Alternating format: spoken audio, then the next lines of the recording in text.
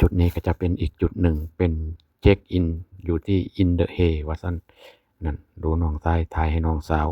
เขาก็พากันไปถ่าย2คนเอาคาได้คุยนี่เห็นว่า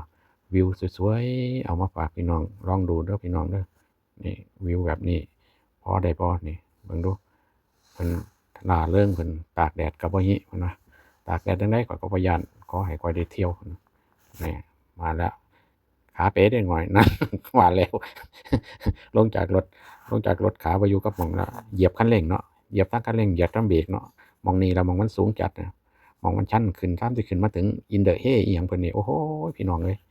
รถนี่ใส่เกียร์2นี่ฟื้นขึ้นว่าซั่นย้านแต่มันสิถอยกลับนี่แหล้วเมื่อยหลายก็มาหาจิบกาแฟ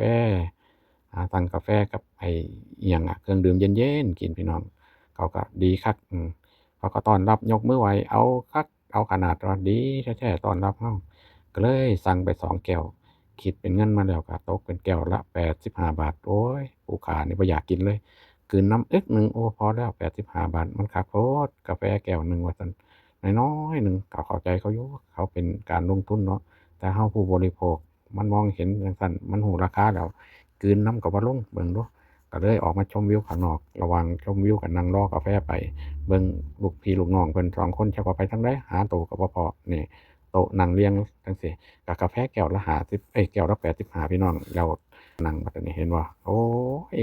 เงิดหลายพี่น้องเอ้ยนี่ถนนเส้นนี้มันชันเด้พี่น้องเอาเบิ่งสิคือบ่ชันดอกแต่ว่าถ้าปีนขึ้นมาเนี่ยโอ้โฮขับรถนี่หน้าเงิกพู้นเด้นี่ตามสิมาถึงยอดเขาไอ้ตัวนี้แล้วโอ้โฮ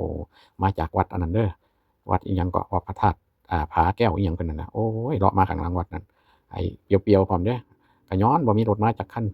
แล่นนำหน้าไปคันหนึ่งก็ปึกๆๆไป Fortuner เขาเจ้ามาแต่อิหยังก็ไอ้อิหยังสุรินทร์บ่เห็นบ่เขาว่า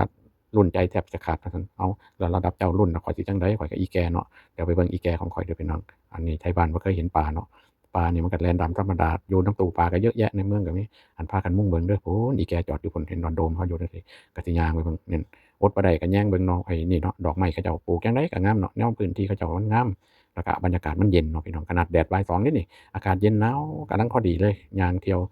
สบายๆแดดร้อนบ่ฮิดอกมันคือจังร้อนแต่ว่าบ่ร้อนนะมันมีความเย็นเข้ามานำนี่พื้นที่จังซี้ล่ะลมว่อยๆมาจักหน่อยดอกมะลิดอกอิหยังปลูกจังไดมันก็ขึ้นเห็นว่าดอกกุหลาบถ้าปลูกบ่เป็นนี่บ่ได้กินเด้อดอกกุหลาบเนี่ยแดงจึงๆก็แท้อยู่แดงแต่ล้นขนเด้อโน่นเด็กเนิร์ดสะพายกระเป๋าพุ่นน่ะถือ2แก้วคนละแก้วแก้วละ85 บ่กินนำดอกบ่เอานำถ้าดูดเขาสิเอิ้นค่ากินนำแหละเดี๋ยวเขาจะเอิ้นว่าเอามาค่ากินก็เลยบ่ดูดนำดอกสั่งไปโลดสู2คนว่าซั่นนั่น เขาเจ้าหนีจากแล้วพ่อใหญ่นั่นไปแล้วตะกี้เขาจอดอยู่ข้างรถเขาเจ้าเฝ้าไป